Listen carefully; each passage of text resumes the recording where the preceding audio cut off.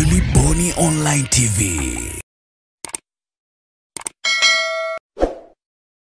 Bunge hili la budget liliridhia kupandisha bei ya mafuta. Serikali inakuwa wepesi kutoa maelezo kwa nini tunachaji bei ya mafuta au tunapandisha uhuru wa mafuta. Lakini haiangalii impact ya kupandisha bei ya mafuta ama kodi ya mafuta inaathiri vipi uchumi na welfare ya wananchi katika ujumla wake. Serikali imepandisha bei ya mafuta. Na kwa kupandisha bei ya mafuta ina maana imeongeza gharama ya maisha katika kila sekta ya economy, katika kila sekta ya kijamii. Matokeo yake sasa, usafirishaji nchi nzima umepanda bei. Pembejeo za kilimo zimepanda bei kati ya 25% mpaka 75%. Gharama ya bidhaa na huduma mbalimbali katika taifa zima zimepanda. Gharama ya uendeshaji wa maisha kabla ya bunge hili la budget na baada ya bunge hili la budget ni kipigo kikubwa na maumivu makubwa sana kwa Tanzania walio. Jambo la pili, wameanzisha tozo inaitwa tozo ya miamala. Ndugu waandishi wa habari, utozaji wa kodi una kanuni zake. Huibuki tu ukaanza kuintroduce kodi bila kujua hao na watoza kodi wana hali gani ya maisha, wana kipato gani katika maisha yao ya kila siku, wanamudu vipi gharama zao za maisha ya kila siku. Sisi kama nchi maskini hatupashwi kuiga mifumo ya kodi ya nchi za magharibi. Nchi za magharibi serikali ina welfare plan wananchi wake. Nchi za magharibi wananchi wanatibiwa 100% bure, wanasomeshwa bure, wasio na kazi, walio na unemployment wanapewa unemployment benefit. Kazi ya kwanza ya serikali ni kuhakikisha welfare ya watu wake, uhai wa watu wake, ustawi wa watu wake. Na kila sera ya kodi inayotengenezwa na serikali inapaswa kwanza, kitu cha kwanza ni kuangalia maslahi ya ile kodi inawaathiri vipi wananchi wake.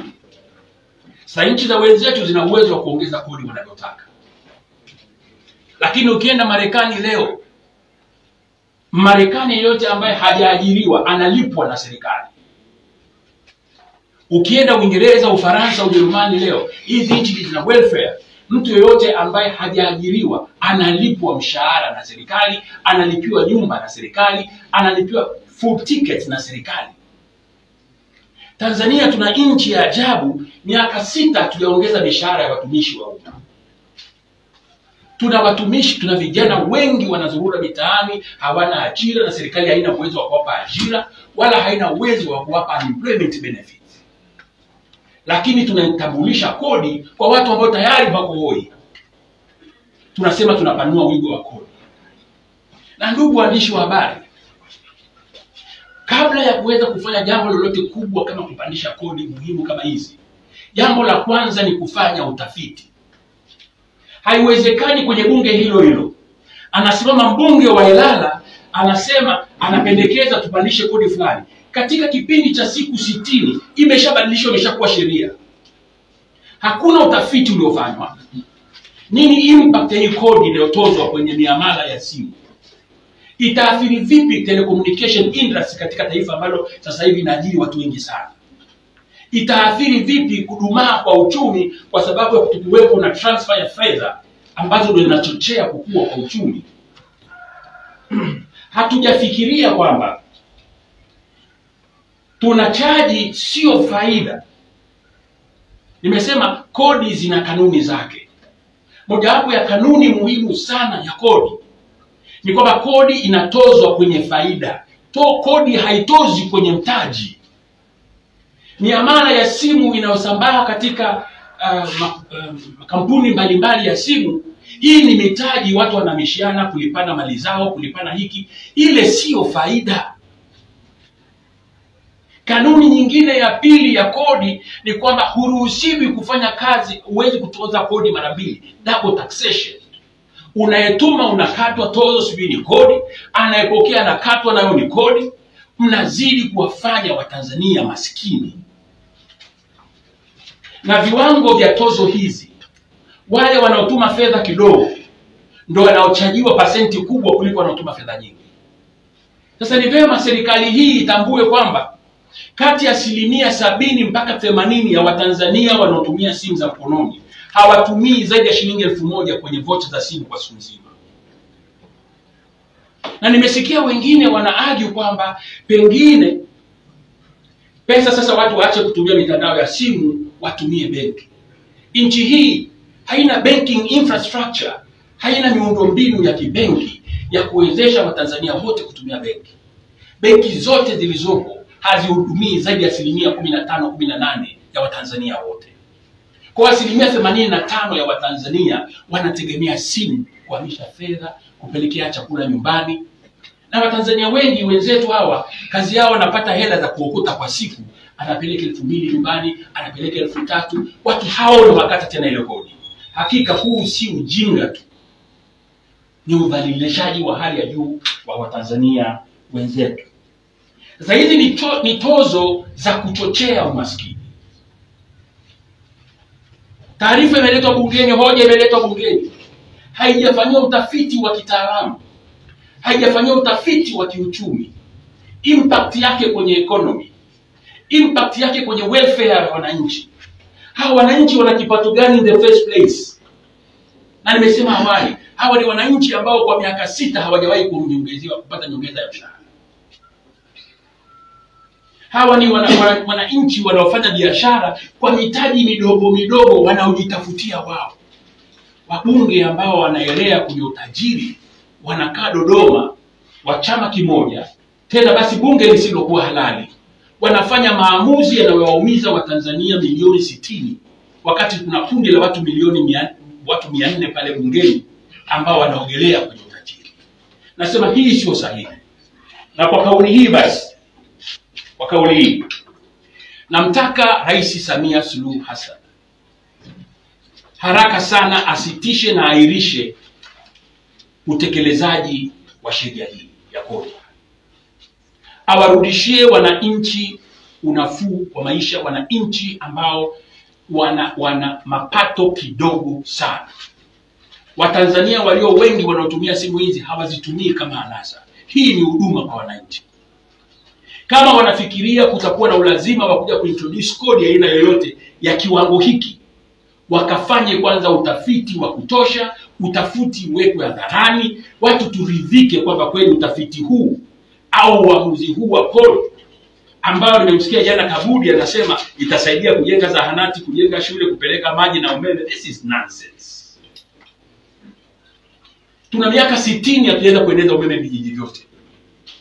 Tuna miaka 60 hatujaenda kujenga zahanati na mashule vijiji vyote. Na hatuwezi kufanya haya kwa gharama ya maisha ya wananchi wetu. Kama wanataka kupeleka huduma kwa wananchi, serikali bado ina uwezo huo. Wapunguze matumizi ya serikali. Bajeti kubwa ya nchi yetu inapotea sio kwa chochote cha maana. Zaidi ya 50% ya bajeti ya nchi yetu inatumika katika kuiendesha serikali yenyewe.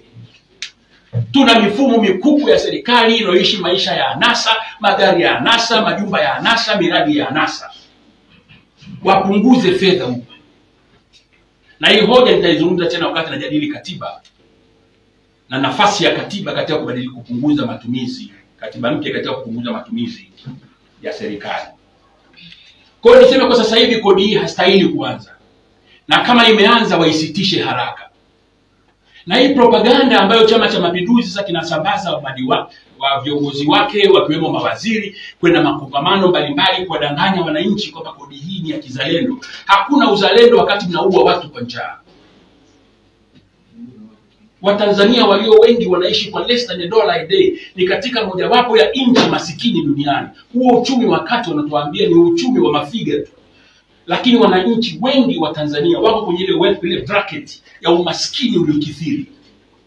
Wana mapato chini ya $1,000 kwa siku. Chini ya $1 kwa siku, samahani. Alafu hawa wakihamisha fedha, unawakata fedha.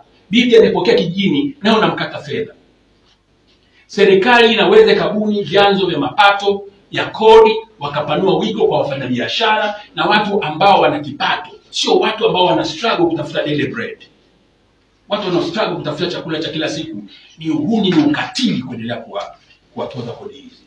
na serikali inapaswa jambo hili kulielewa, na zaidi Watanzania mnapaswa kulielewa jambo hili. Na ninyi waandishi wa habari ambao mara nyingi mmetumika kama chambo cha kuwadanganya Watanzania, waelimisheni Watanzania. Upole wa nchi yetu, utaratibu na ustaarabu wa Tanzania ndio unapelekea ujinga kama huu unafanyika. Mijitu inakusanyana Dodoma kule, bunge ambalo lenyewe sio halali. Zaidi ya nusu ya wabunge ni wabunge ambao hawakuchaguliwa kihalali. Wanafanya maamuzi ambayo yanawagusa hata watoto wao na ndugu zao wengine, kwa sababu wao katikati ya neema. Ili jambo haliwezi kukubalika. Na kama utamaduni huu utaendelea, mimi kama mwenyekiti wa chama kikuu cha upinzani, tutaanza kuhamasisha wananchi tugome, tukatae mambo haya. Kwamba watu wachache wanaweza wakasimama wakatoa maamuzi yanaumiza wananchi milioni 60, na sisi tukakaa tukasema ni Chama cha Mapinduzi, chama tawala kimefanya maamuzi. It's about our life.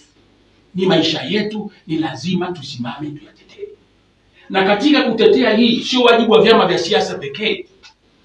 Ni wajibu wa taasisi za dini, ni wajibu wa wanazuoni wetu kama hawa walioko mbele hapa, ni wajibu wa wafanyakazi wa umma, wafanyakazi wa serikali, wakulima, wafugaji, waandishi wa habari, Watanzania wote ambao wanaguswa na miamala hii na maamuzi ya hovyo kama haya yanayofanywa na watu ambao wao pengine wanaelea katika umaskini. Kwa hiyo nimesema mbolea na pembejeo za kilimo zimepanda. Impact yake kwa 70% ya wakulima ni kubwa. Ni kwa sababu ya maamuzi madogo kama haya. Mnafikiri ni madogo, lakini kwa sababu mjafanya utafiti hamjui impact yake kwa wananchi ni kiasi gani. Leo anaumia aliyeko Chadema na asiyeko Chadema. Tunaumia Watanzania wote, na jambo hili ni lazima tulikatae, na tulikatae kwa nguvu zote. Hilo la kwanza. Jambo la pili ambalo napenda kulizungumza hapa, na nalizungumza nikiwa mhanga kweli kweli. Make your day right. Gilly Bonny Online TV. Kupata habari mpya na kwa haraka kila siku, usisahau kusubscribe kisha like na comment. Gilly Bonny Online TV.